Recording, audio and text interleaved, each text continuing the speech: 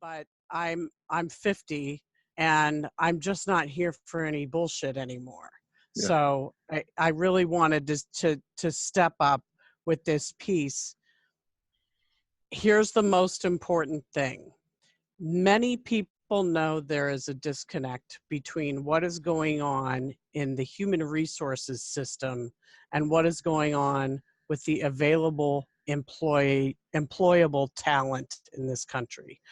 It's not my job, nor do I want to attempt to solve the problem of bringing those two together, but rather to be able to talk about its existence and to say, what else are you going to do with your life once you run over the gum wrapper and you go down and you can't skate anymore? How do you exist?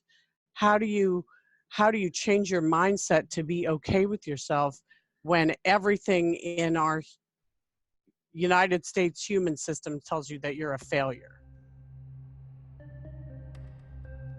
I'm Dean Walker, and welcome to the Poetry of Predicament podcast, a podcast for people brave enough to face humanity's challenges and problems, and most importantly, our numerous predicaments. The Poetry of Predicament is a podcast meant to inspire us to bring forth grace, beauty, and connection with the web of life in the face of a predicament-laden world. Today, let's take a look at the view from inside the already collapsed U.S. economy with courageous social commentator Nina McCollum. All right. I am very pleased to be hosting this particular episode of the Poetry of Predicament podcast with somebody whose story isn't typical to the Poetry of Predicament or to many of the other kind of podcasts in the doomosphere, if you will. We talk about, the endless categorizing of and cataloging of the aspects of Earth and human systems that are collapsing, and there's daily dozens of articles that other people cover much more thoroughly than I do, but it's rare that we talk about the collapse of human systems on these podcasts, of which Poetry of Predicament is one. I bumped into an article a while back, probably just about the time you put it out, Nina, around the 26th of July, HuffPo, you wrote up and posted an article, What I've Learned About Unemployment and Being Poor After Applying for 215 Jobs. And we were just talking before we started recording. Nina, I don't know much about you. You certainly disclose an awful lot about yourself in the article in a very strong and brave way. And we'll get to that in just a moment. I'm going to stop talking, but I want to say a little bit about why I so wanted you to come onto this podcast and speak with us. It's obvious enough when I speak with a climate scientist. That's familiar to this audience, and they understand that, and we have this almost kind of shared jargon that we can talk about, and this collapse of Earth systems. We've heard it time and time again, and it's more and more intense every day. We hear very, very little about the collapse of human systems that is obviously interwoven with the collapse of Earth systems. And what I wanted to acknowledge you publicly about before we get going is there's so much heart in this article. And of course, I'll put the link to the article in the show notes of this episode. But there's so much courage, because we all know on these podcasts that the narrative is tightly controlled. what we're able to talk about, what we're able to really dig in with any ease in conversation with other people in our world, or that we hear on the mainstream news, there is not much room for the truth to be told. And for things like collapse of Earth systems, we now have Extinction Rebellion, whose number one commitment is to tell the truth. And that's the demand, their number one demand of the government is to stop lying to people about the collapse of Earth systems. What I particularly got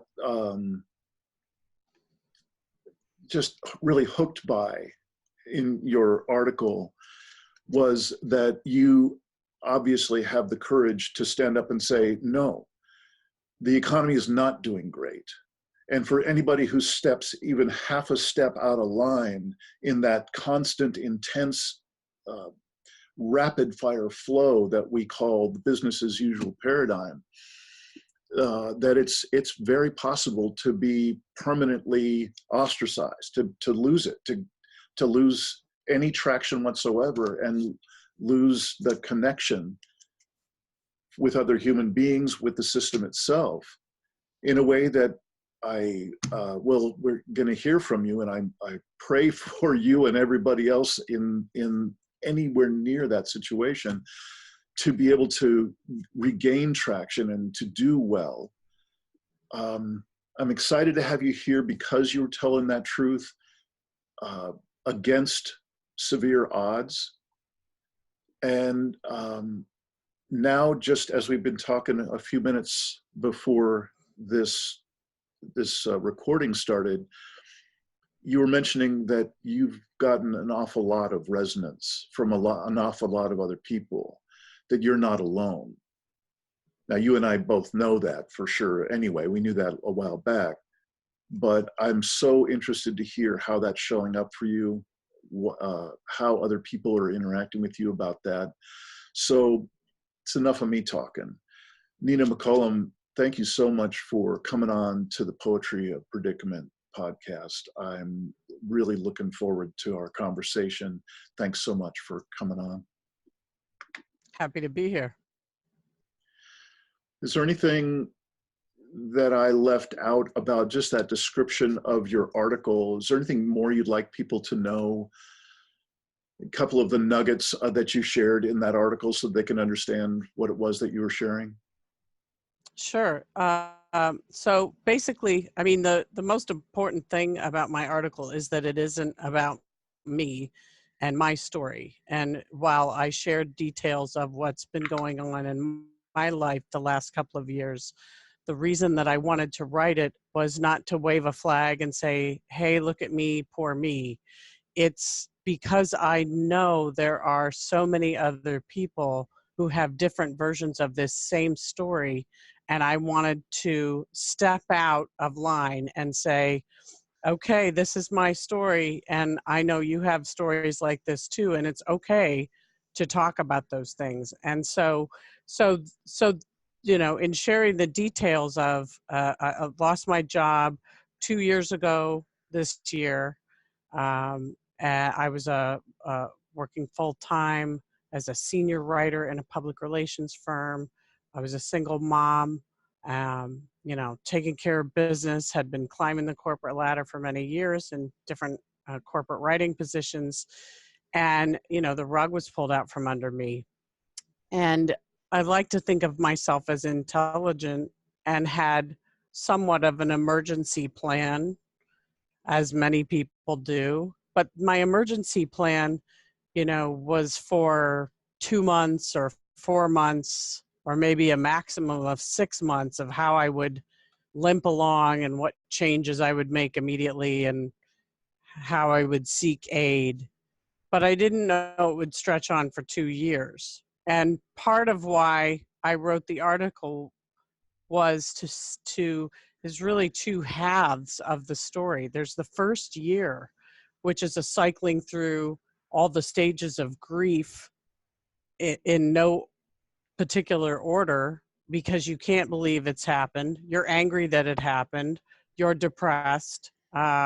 You are frantic. You are sure you're going to get another job, and I'll show them, and it's going to be a better job and it's going to pay more money. And, you get out there and work your ass off and network and all that stuff. And after a year, I had a revelation, and I kind of said, I don't think they're going to let me back in. It's like if you're, as you described it, I picture an old style roller rink, and anybody who's ever been roller skating knows that any sort of candy wrapper, that gum wrapper on the roller rink, that's the fatal flaw. You hit that gum wrapper and you're going down. So, and it's like I went down, and then they took my skates away. And people who say, wow, there but for the grace of God go I, it can be you. And it probably will be you, or somebody that you're involved with, or someone in your family, or someone that you know. And the outpouring I've gotten in response to that, the article confirms that. I mean, the hundreds and hundreds and hundreds of people who have shared their heartbreaking stories, the detail. You change a few things. Maybe they got a STEM degree instead of a liberal arts degree. Maybe they were in the military and then they weren't. Maybe they have a family, maybe they don't. They're in California, they're Florida, Arizona. I got an email from a guy in Mexico. I heard from a fellow in Holland who left the US because he got cancer and couldn't afford to stay here for the health care. So he left. He had dual citizenship and he left so he could get health care. So the stories have been absolutely incredible, and I've been collecting them, and I hope to put them in some kind of a book. I'm still figuring that out. But it was a big risk. I was terrified the day the article came out, because I have been trying to freelance these past 2 years. And that second year, I realized they're not going to let me back in. So I want to try and build up a freelance practice. And that takes a long time. I had been freelancing for a while, but, more like for side jobs. So I'd been building up clients, and I thought, they're going to see this article and what are they going to think? Are they going to break up with me? And, so it was very scary, not knowing what the reception would be like. But I'm 50 and I'm just not here for any bullshit anymore. Yeah. So I really wanted to step up with this piece. Here's the most important thing. Many people know there is a disconnect between what is going on in the human resources system and what is going on with the available employable talent in this country. It's not my job, nor do I want to attempt to solve the problem of bringing those two together, but rather to be able to talk about its existence, and to say, what else are you going to do with your life once you run over the gum wrapper and you go down and you can't skate anymore? How do you exist? How do you change your mindset to be okay with yourself when everything in our United States human system tells you that you're a failure? Right. Basically. Yeah. Well, thank you for that really great recap, and catching us up. I kind of wary of going this direction, and I want you to redirect any time. But you mentioned that much of your career history has been in public relations, and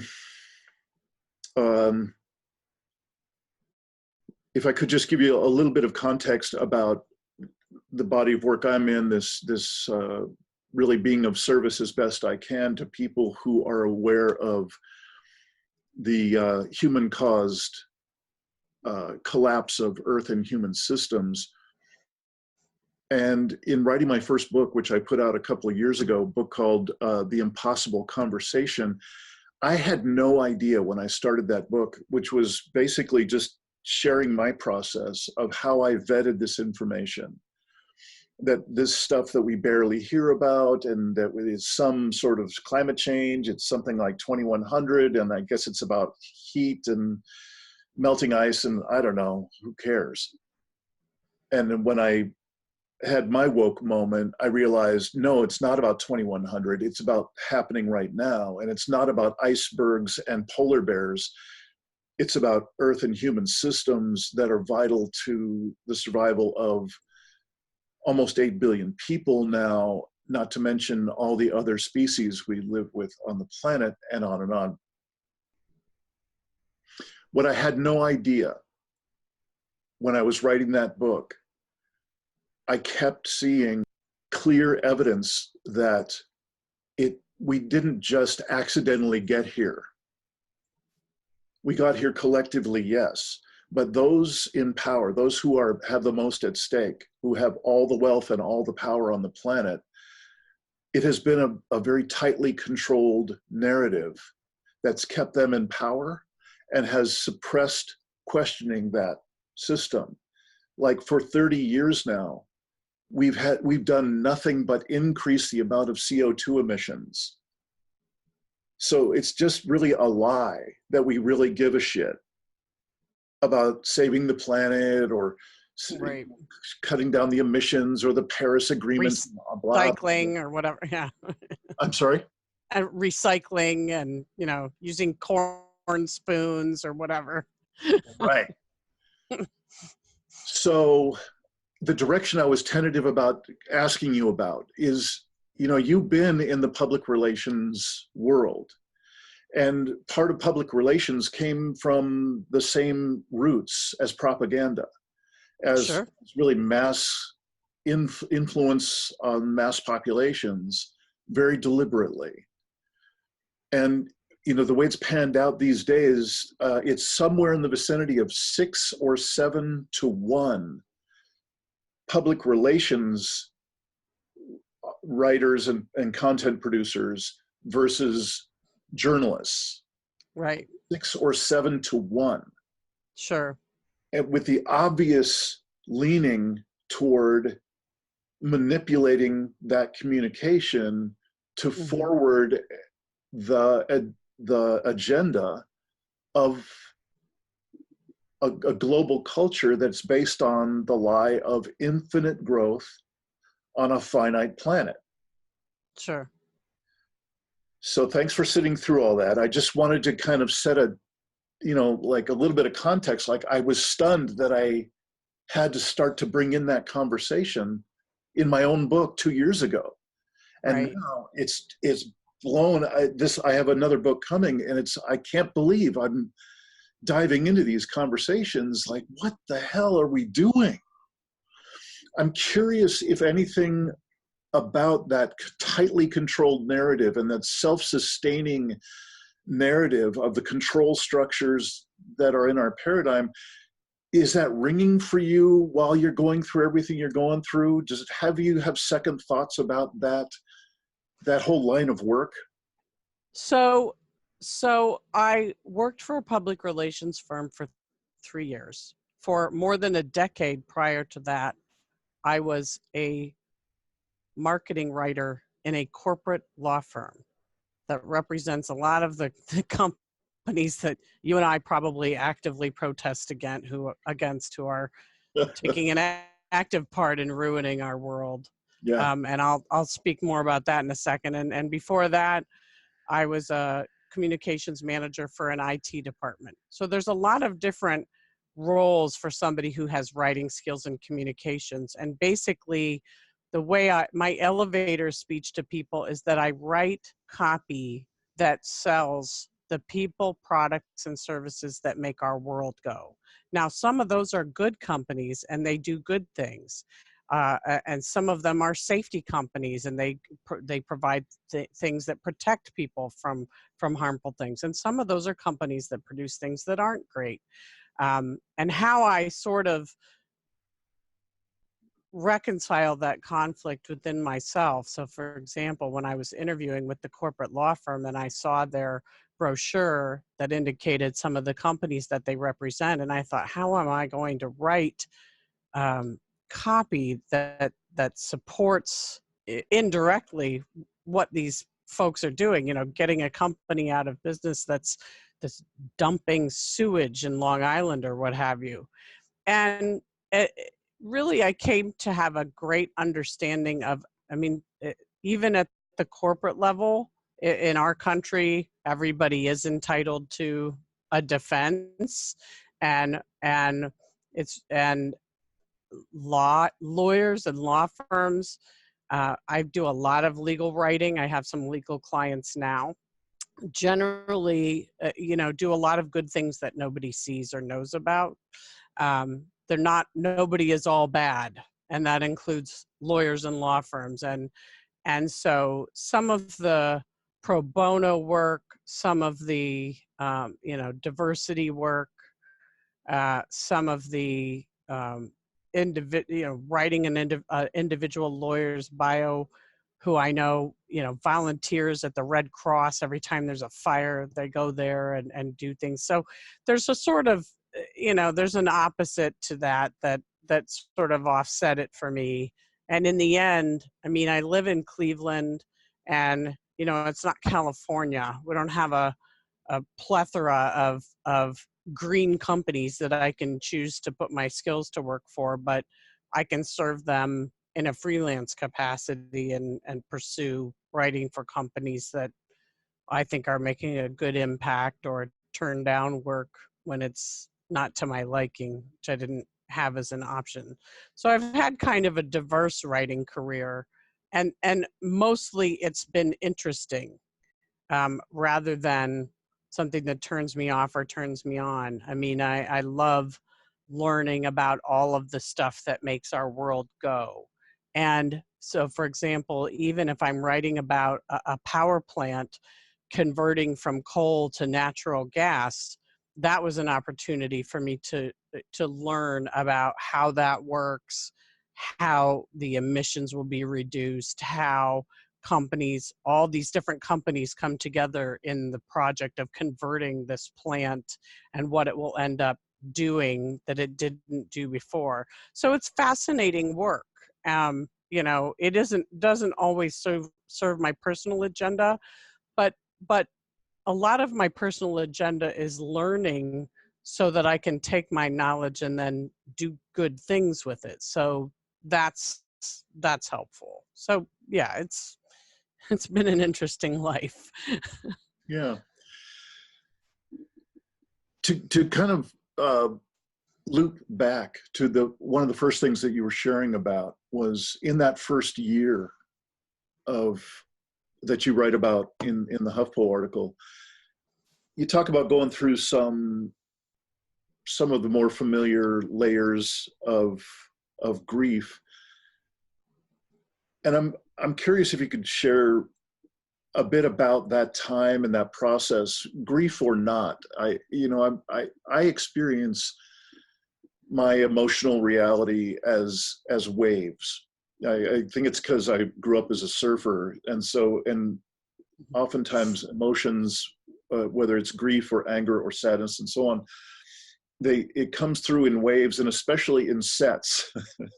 So here's the real surfer part, and so I'm curious if you could share some of those waves or sets that you experienced, and if you were able to see any sort of pattern, or if you had any insights that were surprising to you in that time.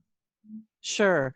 I think something that nobody knows unless they've been through it, and I hear this again and again from people who have written to me who understand what I'm talking about, is nobody understands the abject terror as soon as you lose your job. It's so physically terrifying. And I'm smart, intelligent, and was prepared. The place where I worked had been having some troubles financially. they let someone else go after me. You know, there had been a lot of unpleasantness. It was not necessarily a surprise, but it was still a shock.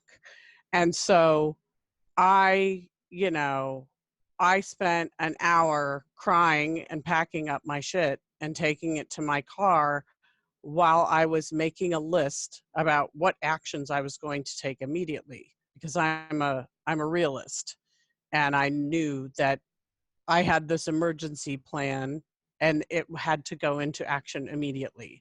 So that's, you know, canceling anything extra, signing up for food assistance, signing up for welfare, making a plan to figure out what to do about my health insurance, which I, you know, had for another month. You know, so I had this sort of checklist, but also there's the freak out. And then I didn't know what to do about my son.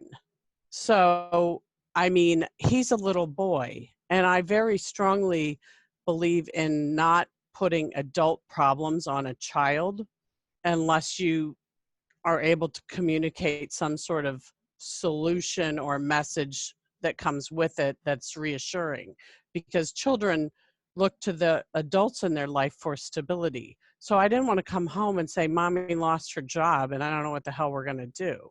I mean, that's not. And you know, I tangled with some friends of mine on this who felt, oh, you know, my dad always used to come home and tell us when he got laid off from the factory and we all pulled together as a family. Well, I was the family, me and my kids. So, you know, that doesn't really fly. So there was a period of about 2 months where I got up every day and pretended to go to work. I got up and got dressed and put makeup on and took my bag out to my car when I took my son to school to drop him off. And then I went home and was, you know, like, I'm going to get another job really soon. And then my message to my son will be, I'm not working at place A anymore. I'm now working at place B, which I had, you know, he's 10 now. I had been at the PR firm for 3 years. And so he had been through a job change with me before where I said, I'm not working at the law firm anymore. Now I'm going to work at this public relations firm. And, you know, once I get settled there, I'll let you come see it so you know where Mommy works. So I was sure that was going to happen. I was so sure. I in my life, I've had a lot of jobs. I mean, I worked a lot of office jobs, but I also had, you know, in my youth, I worked retail jobs and restaurant jobs and you know, all kinds of stuff. And I've always gotten jobs that I've interviewed for. And I always, you know, present as a pretty strong candidate. You know, I'm interested and intelligent and available and responsible and hardworking and you know, bring a lot to a company. And so I just was sure you know, that I was going to take this as an opportunity to get a better position than what I had had. One without that stress and the worry and the problems that we had and the toxic work environment, and make more money and do even better and tell my son I'm moving up in the world. But I'm, again, as a realist, I also applied for aid immediately and began, you know, looking into what help I could get. I disclosed what had happened, you know, to my friends on Facebook and my family. And then when I wasn't getting the responses, and when, you know, what I touch on in my article and what so many people have messaged me about, you know, you'd hear from people and they'd say they were interested and they'd do a phone screen with you and it would go great, and then you never hear from them again. Or I'd go on a job interview and it went great, and, you know, they introduced me around and, you know, when can you start? And, you know, all this sounds terrific, and then you never hear from them again. And I became, it's demoralizing and confusing. It's absolutely bewildering. And it's just like, why am I being tortured and how long is this going to go on? And there must be something wrong with me, that I'm not aware of. And what is it? I can't put my finger on it because I've never had this problem before. And then, you start running through, I had a little bit of money in savings, and then, I started running through that. And then I started to think, what am I going to do when the money runs out? You know, there's just only so many things I can do for work. And, I can't do jobs anymore that require standing because I've got back problems. I mean, I can sit all day, and I can walk around from here to there, but I can't go back and work at Macy's again, It's just not, it's not that I'm above that work, which is what I heard online. I even, despite some of the comments online, I even looked into if there was some way for me to join the military, not as a soldier, because obviously I have a lot of physical problems that would prevent that from happening, but maybe there's a way I could work as a civil servant, get military benefits, serve the country. Guess what? They don't want people who are 50 or 48 or whatever I was at the time. There's no path to entry to any branch of the military as a 48-year-old woman with back Yep. problems and, whatever. So I became horribly depressed. I had been in a relationship and that ended at the same time I lost my job. So I didn't have anyone to console me, emotionally, romantically, whatever. My friends were very, very supportive. They've been uh, collectively are such a great group of people, and um, really held me up when I struggled. I mean, I had a friend die in the middle of all this, and it just hit me way harder than it should have, and it was compounded by, the personal stress and trauma that I was going through, and my friends helped me through that, and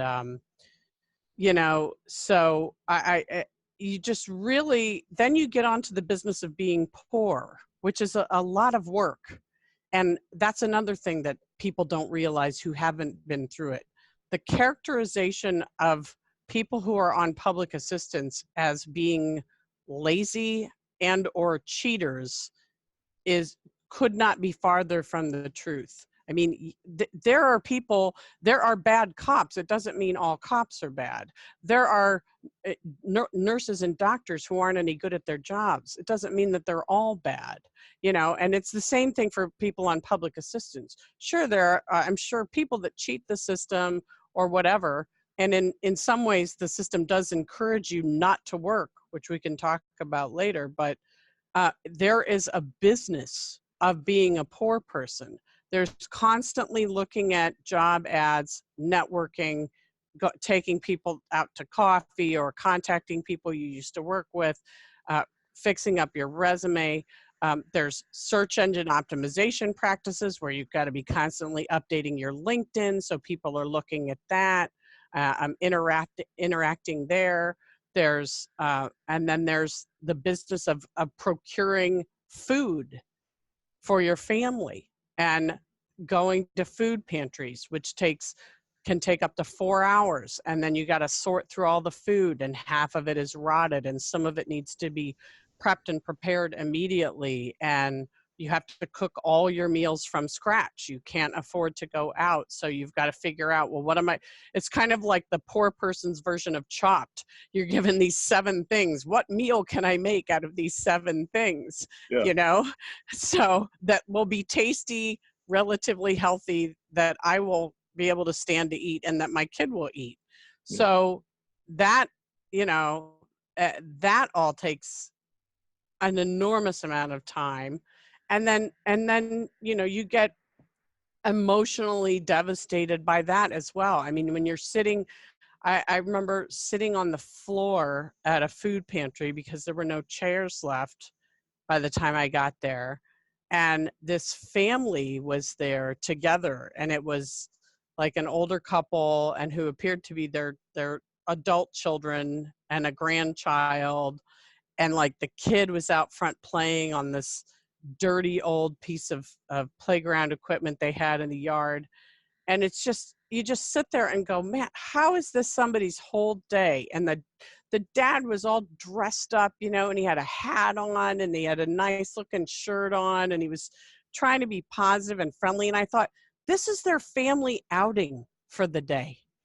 They're going to the food pantry. This is the memories they're making with their child, their grandchild, and their children. I mean, and that, you know, you sit next to veterans that have their hat on with all the pins and all the wars they've served in and how long they've served the country, or these old ladies with babushkas that can hardly walk, you know, and have a cane.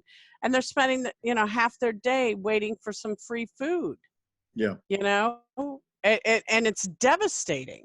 It's hard emotionally just to be around so many other people who are suffering as well. And you know, there's a panic, like, I'm going to get out of this, and then you can't get out of it. So what else am I going to do? I'm going to distract myself. I'm going to go out with my friends, even though I don't have the money, or, you know, it's a very scattered, upsetting entrance into unemployment. Yeah. Well, Nina, again, thank you for saying these things and sharing that, you know, from that time. And I'm sure it continues to some degree now. I know many of those aspects of reality very well. So I just so appreciate you sharing them. And I'm just going to revisit for a moment what we talked about before we started recording.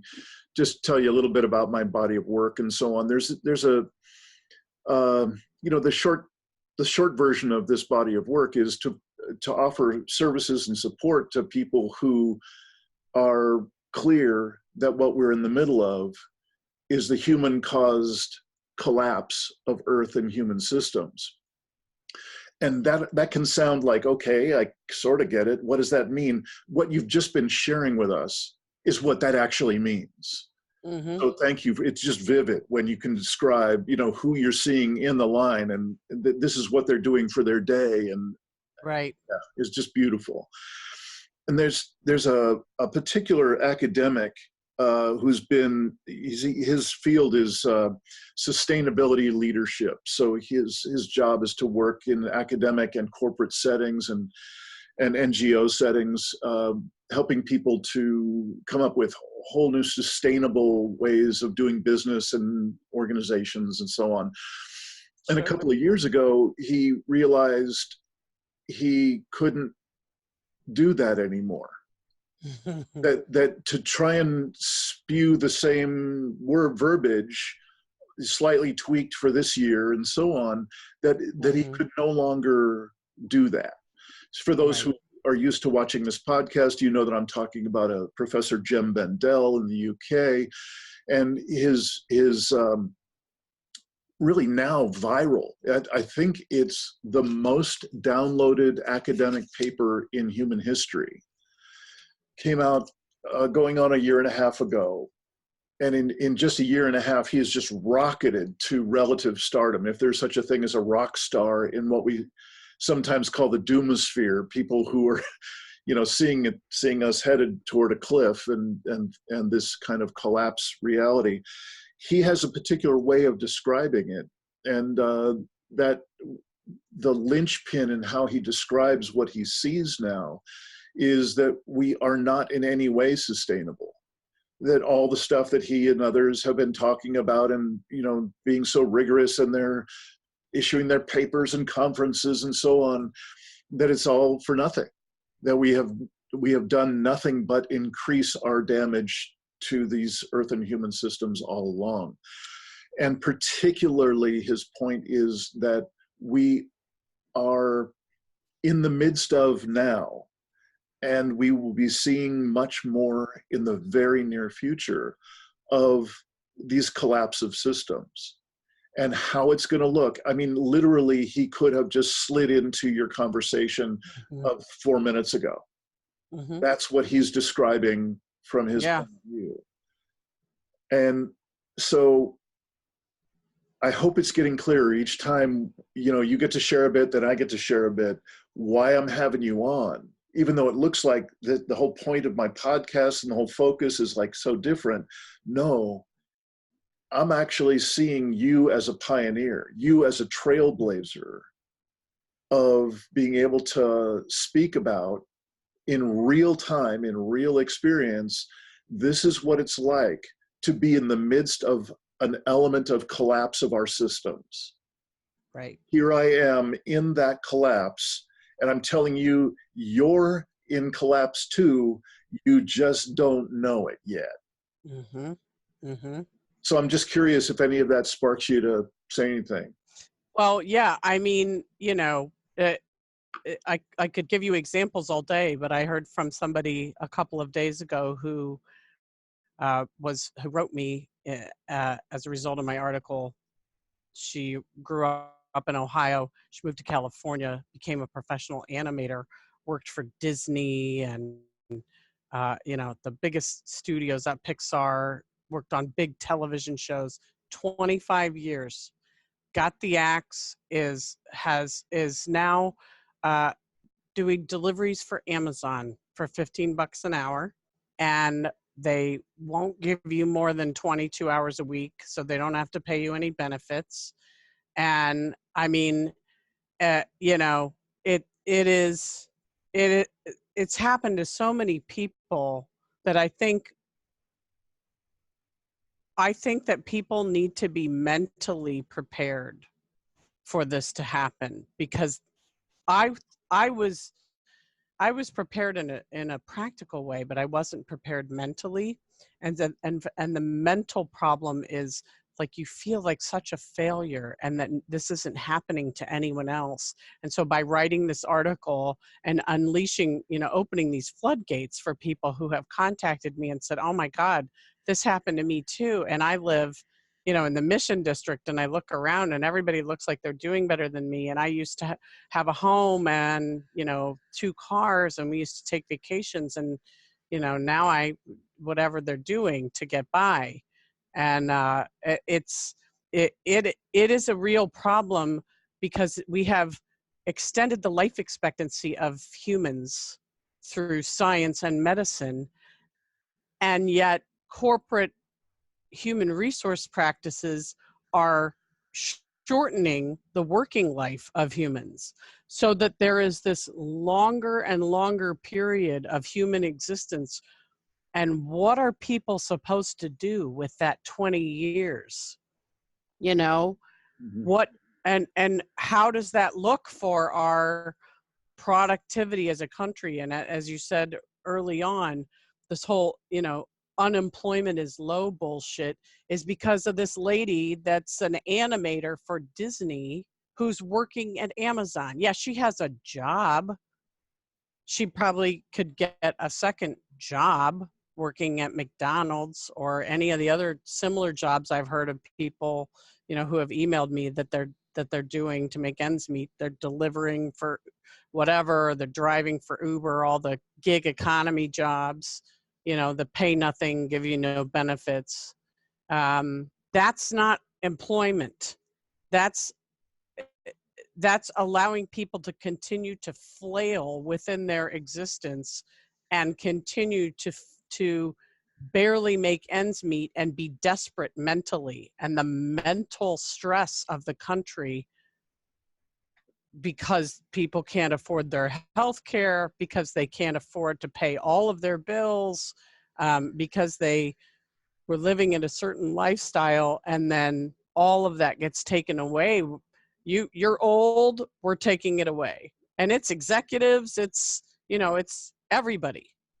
um y- y- People need to, we need to figure out what we're going to do with everybody for the 20 years or so that they're no longer able to participate as a full-time working employee, and and how they could productively help each other and help our country. I'm not sure, but taking away the judgment piece is extremely important, and that's part of why I wanted to write this in such a, you know, and a way that rips open a vein, so that people begin to stop looking at the poor people or somebody with stuff in their cart that they don't approve of at the grocery and say, oh, you know, these poor people, she has a steak. I mean, yeah, the whole rest of my week might have been something you could barely live through, dude. So guess what? I got myself a steak with my food stamps. I might not eat anything else tomorrow, or, you know, I might have rotted carrots that I pick up from the food pantry after 4 hours. But, you know, I mean, it just, you're allowed an occasional human comfort, you know, whatever that is. Yeah. And the judgment is really, really toxic. Yeah. And I think this type of dialogue is you know, really helps to dispel that. So Yeah. Yeah. You know, one part of again my body of work, and what I'm going to go into in far more detail than I did 2 years ago in the Impossible Conversation, is what happened to get us here. You know, I kept asking the simplest question I could, like, we're in this predicament. This is not just a problem to be solved, and we're going to solve it because we always solve our problems. No, it's clear to me that we're within decades of massive, massive collapse on a never seen before scale. And so what got us here, the answer kept coming time and time again, that we disconnected. We disconnected from every source of meaning in a human life. So in order to ride this ride in Disneyland, in order to be a part of this business as usual paradigm and get some of the benefits, might be a small amount, but to get some of those benefits, you have to play the game.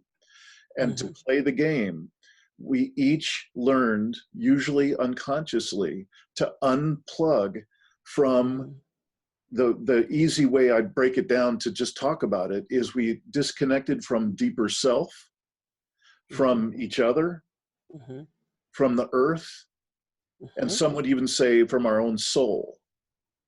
Right. And you know what you've been describing, particularly just in this past couple of minutes, is we are so disconnected from one another that we have normalized a level of cruelty, of separation and judgment and violence and racism and on and on. Oh yeah. That ends up being literally a dose of trauma delivered to us on a national and a global scale daily. So and guess what can happen? Guess what can happen? Let me tell you about an amazing anecdote. So I refused to comment on my article and interact with people on the article, whether they had good things to say or bad things to say. I read the comments, which a lot of writers say never read the comments, but I read the comments on my article. And there was a guy on there who was some kind of HR professional or recruiter who made some flip comment. And the other commenters jumped on this guy. They had gone and looked at his profile and they said, hey man, you know, you don't even know her. Did you even read the article? She's clearly trying. And, you know, because you don't think 200 jobs is enough and it should be 400 or 600 or whatever you think. You know, instead of just being an asshole and making a comment, why don't you reach out and try and help her if you're so smart? And he says, okay, fine. You know what? I'm going to send her an email. Guy sends me an email and we end up exchanging emails. Of course, I knew who he was. And I said, you know, I read your comment. He said, I want to help you. I want to see your resume. I want to work with you and get your resume in better shape. And I'll do it, you know, on a complimentary basis. And we have been working together the last 2 weeks. And the guy, you know, it's been great. We now have each other as a contact. I can refer people to him. I recommended him on LinkedIn. He's enjoyed working with me. It's taught me a writing skill I didn't have previously, which is resume writing, which is a whole different, I mean, my resume was okay, but it wasn't anything outstanding. And now it's really great. And I can help other people, you know, and share that and say, listen, this is what we did with mine, you know, and pay that forward and share it with others. Yeah. And turned this moment of disconnected snark and judgment into something positive, because that's what happens when we connect and talk with each other. Right. And it's really, really important for that to happen. Now, Yeah. frankly, while I'm grateful to all the people that said wonderful things about my article, and I love to throw them a big party, I'd really like to sit down with every single person who had something negative to say and talk with them, because Mhm. I think that could fix a lot. Yep. So it seems like we're overlapping an awful lot just from slightly different experience and Mhm. orientation. But what I'm hearing you say is that by far the most valuable area or zone of interaction with people seems like it's going to be the zone where there is polarization, where there's judgment, where there's distance, where there's separation. And you're saying that's where the big value is going to be if we're Yes. just brave enough to reach out and contact one another. Well, I think it's absolutely, I mean, to speak to your whole existence for doing this podcast, I think it is vital to any continuation of the human race for us to bridge that judgment gap. We have got to be able to talk to each other and not sit back and look at people and judge them. And any one of my friends on social media could tell you I am constantly talking about not judging. And it's something I have to check myself on as well. We're brought up to judge other people and look at this one and look at that one, and you have to train yourself out of it. And I am always learning. I am not a perfect person, but really that's the opportunity. I mean, look what happened with me and this fellow in recruiting, Yeah. and look at what that generated. I mean, I am happy to sit around and commiserate with everybody else that's in this boat with me, and tell them hang on and keep trying and do what you have to do. And I think it's important that we support each other. But the judgment from people who are not in your shoes and who think they know, or who say something like, join the military, honey, they're always hiring, which is a completely, there's like, I can't answer every comment. You don't know what's going on in everybody's life. And that is the opportunity right there. That's the bridge that I think we need to cross. Yeah. And so really, again, it just seems like there's so much overlap, and it just different content, but in serious overlap in terms of what you're describing, what I'm describing.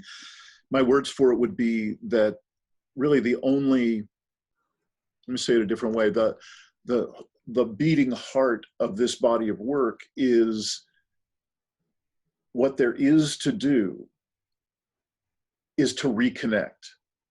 Mm-hmm. I was talking before about what got us here is our disconnection. Right. What's not going to help is to try and get all into action about fixing stuff. Right. Because we're going to be fixing stuff and we're still as disconnected as ever. Right. So it's like trying to fix a car with the lights off. We turn the lights off, Right. and we wonder why the car's not working. And we're trying to fix it, but we can't see a damn thing. Right. The only thing that's going to bring light to this situation is for us to take on practices of reconnection. Yours will be different than mine. But the good news is we can get together. And, it reminds me of AA. My family has been deeply involved with the AA for a long time, but every person comes from different elements in their life. And so your practices and mine, your sharing and mine will be very different, but we have this shared experience at the core, which is we're human beings. We've disconnected in vitally important ways that are killing us and killing the planet. And I can look you in the eye and I know that you're doing your practices for reconnecting with the web of life in whatever way that's right for you. And I'm doing it my way over here. Right. And to me, that's that's the most vital thing that gets me out of bed in the morning. I think there's a lot of corporate energy being put into running on this, hamster wheel without looking at what's behind them. So, there's all this huge corporate engine of trying to move forward and progress, and they're missing things, these opportunities of connection that are right in front of them. And I'm going to name a company and use an example. The Cleveland Clinic is an international institution Yep. devoted to what? Making sick people well. It's devoted to wellness, healthcare, and the good feeling of a human, right?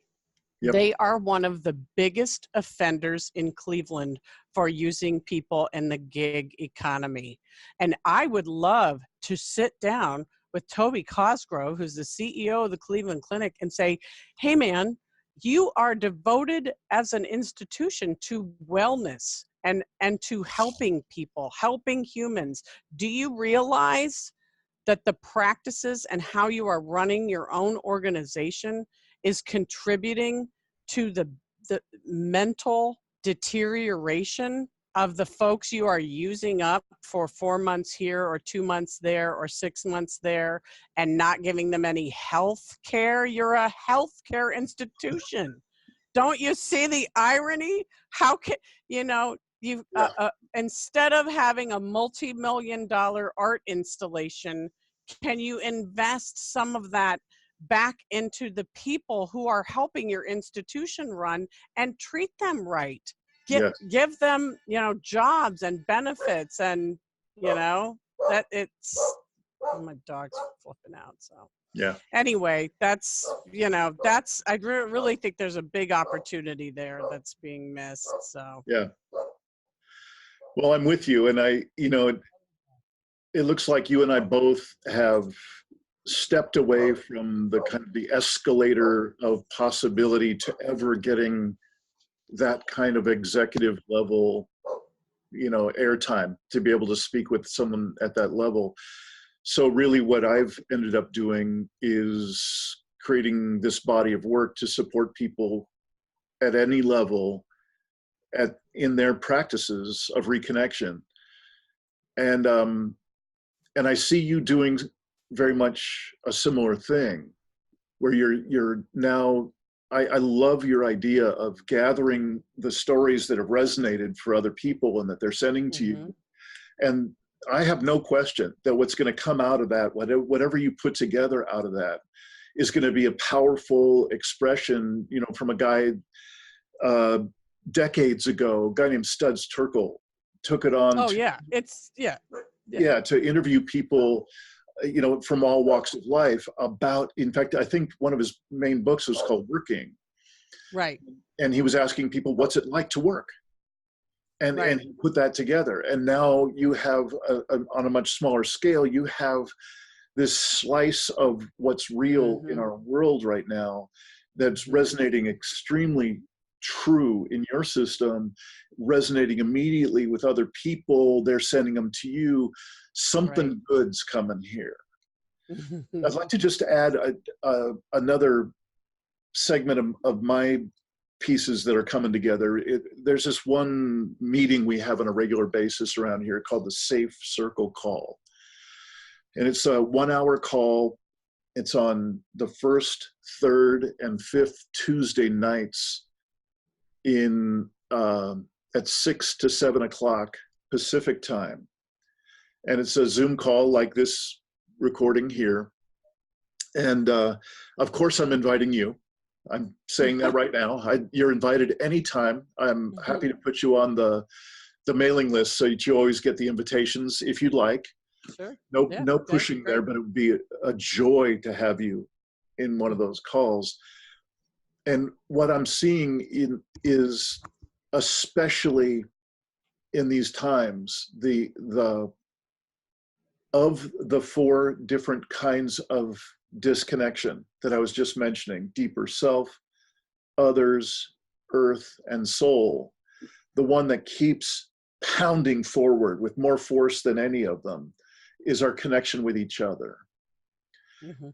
That just seems to be the one that's crying out. Like people don't know what they don't know Right. about how bad it is to be so Right. disconnected.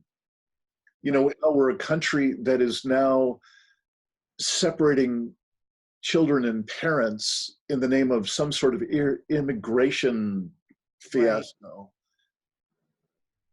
And that's after decades of discretionary wars and the cost of Right. those, and on the list goes. And we've normalized it. Right. And so where I hear that you and I have gotten to in this conversation is on the level that each of us are engaged, which is, you know, really far more personal, far more just regular life and for regular people kind of a level. You know, you and I aren't going to change the military industrial complex. We're not going to change politics at large and so on. Yeah. Right. What I keep getting is that even the smallest movement toward one another at the level you and I are talking about is immensely valuable. You It know, and I'm is. not delusional over here. What we haven't talked about at all is what I talk about with most of my guests is we're truly screwed. Mhm. You know, this is not looking good on Right. every conceivable level. I'm not a big hope fan. I don't see us heading in a good way. I don't see us, you know, I think before my old guy lifetime is over, I'll see hundreds of millions, if not a billion or more people dying. Right. Give you the quick snapshot of kind of where I tend to go. Sure. So everything back from there has to be held in this container that I think you've been sharing about beautifully, and that I've been offering as well, is this very personal level expression of what's it like to be as fully present as possible in this moment, knowing Right. full well things aren't looking good. Right. What can you and I do and share now that Right. brings us more closely together, more in appropriate relationship and so on? Right. I'm excited. As I just, you know, I've got to say, my desire for this interview, it's gone so much further than I thought it was. And I'm just so thrilled at the direction that you've come up with after a number of years of hard knocks. And I really just, I'm especially inclined to acknowledge how it seems like you've been able to keep your heart open. Right. One of the most important metrics, important ways to measure how am I doing? How are you Right. doing? Is in the face of all that you have to face every day. How do you keep your heart open? Can you say anything about that? How you keep your heart open? Well, you know, when you, I can tell you, it's similar to the emails that I've gotten off of this article, when you talk with other people on a regular basis who are also struggling, it's extremely humanizing. So spending these last 2 years going twice a week to different food pantries, I mean, the very first food pantry that I ever went to, I sat next to this woman who was, I, I would guess close to 60, and she was working at Chipotle. And she said, you know, I'm just having a lot of trouble making ends meet. That's why I'm here. I used to work full time. Then they cut my hours and made me part time. But I used to work in the kitchen and I really liked it. And then they had me working at the cashier stand. And now they just have me come in once or twice a week to clean up the dining room. She said, I'm not making enough money, you know, and I only get paid whatever she was getting paid, minimum wage, I think. And I said, you know, Sally or whatever her name was, I said, Costco treats their employees really well, and you can get health insurance benefits even if you're part-time there. And they pay like $15 an hour, and it'd be quite a bit more than what you're making now. And are always looking for good people. And she said, I went to Costco, but I couldn't apply because I don't know how to use the computer that you have to use, because they have like a kiosk. And I said, I'll tell you what, I will go with you. I will meet you at Costco and I will help you fill that application out if you want to do it. And she said, well, I can probably figure it out. I just, I got to get there and blah, blah, blah. But that she was just astounded. And we hung out kind of the rest of the journey, and that's the thing. You just need somebody to see you as a human. And when you're there, going to the food pantry with these other people, and if you go back, I don't know if you've read any of my blog posts, but I blogged quite a bit about going to the food pantries. And I mean, I had a great talk with an old guy, a veteran, and we ended up talking about Vietnam. And he was talking about they just used us over there and nobody even knew what was going on because Nixon was hiding everything. We ended up having these terrific conversations. And I mean, it's those personal connections, and also, surrounding myself with quality people like my friends, and feeling comfortable enough. I mean, most of my friends are artists like me. And so when you're an artist and you kind of are used to saying, I am in pain, I am hurting, I need help, I am struggling. And there's no shame in that in the artist community. And so people helped. People would surprise me and bring me food. They'd surprise me and ship me groceries from another state, or send me a bracelet because they were thinking of me, or whatever. And I want that for everybody, because as you say, I mean, I am a bit of a fatalist myself. I mean, I am well aware that I could walk outside and get hit by a bus, and that's the end. So while I like to plan for whatever my future may be, I do live for the now and the today. And I think it's really important how we treat each other every day. So if this article has helped foster that, that's terrific for me. Oh, I've lost you sound wise. Uh-oh. No, it's me. I just there you are. I hadn't turned on my mic. Thank you. Okay. Again, it's just been a joy to connect with you, and I had that sense that there would be plenty for us to talk about, but I didn't know there'd be this much overlap and resonance. So I so appreciate that. And you've sort of done it already, but I'm curious if you would just take a moment and take another deep breath and check in. If you had just a moment, if you had a minute, a last minute, to really reach out from your heart to other people who are hearing from you for the first time, and they're saying, yeah, they're resonating with what you're talking about. How might you wrap this up? What would be the last message you'd like to give to them? So this is what I would suggest.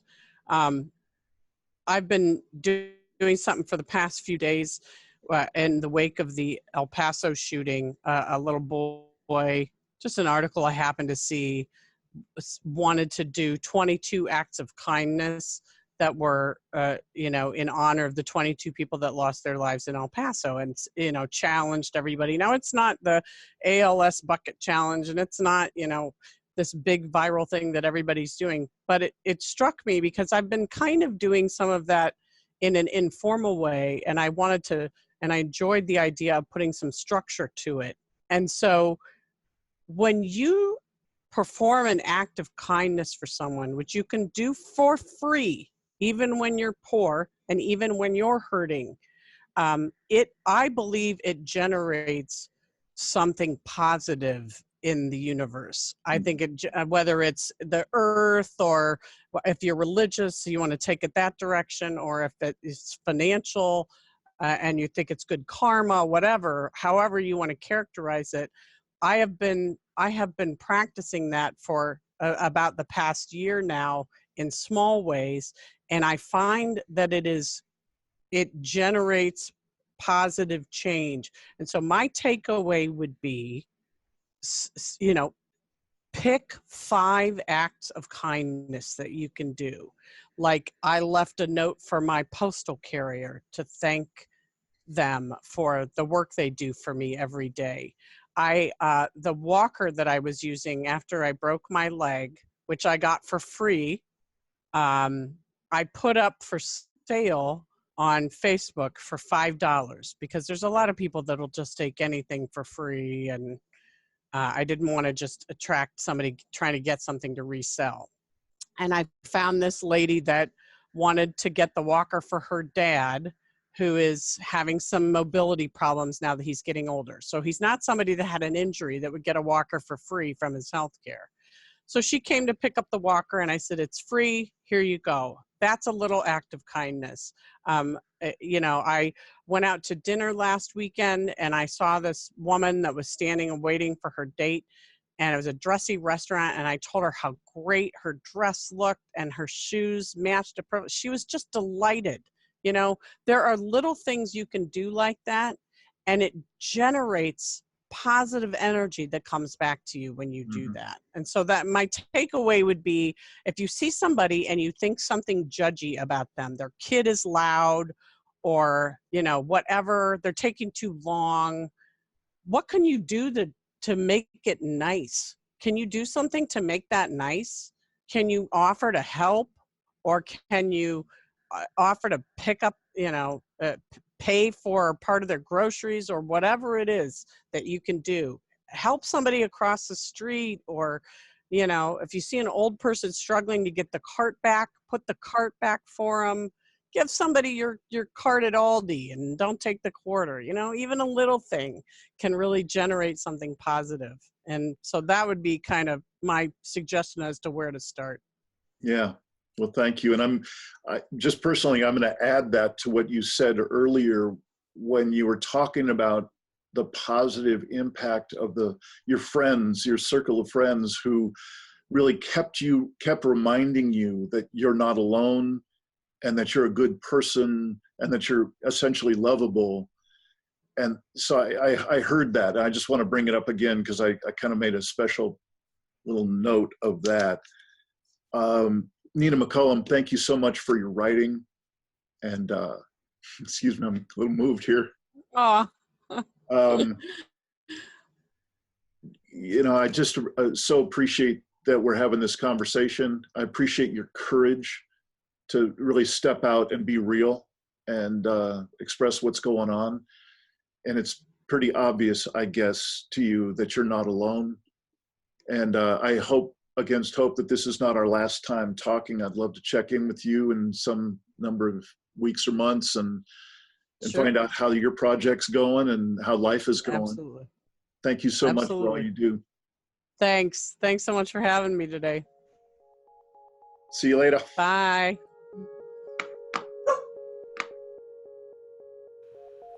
Thanks for watching another episode of the Poetry of Predicament podcast, produced by Dean Walker and the Living Resilience Alliance, www.livingresilience.net. Also available on our website, www.livingresilience.net, is a wide array of articles, online learning series, arranging group and individual resilience coaching, and sign up for our every other Tuesday free support group that we call Safe Circle Calls.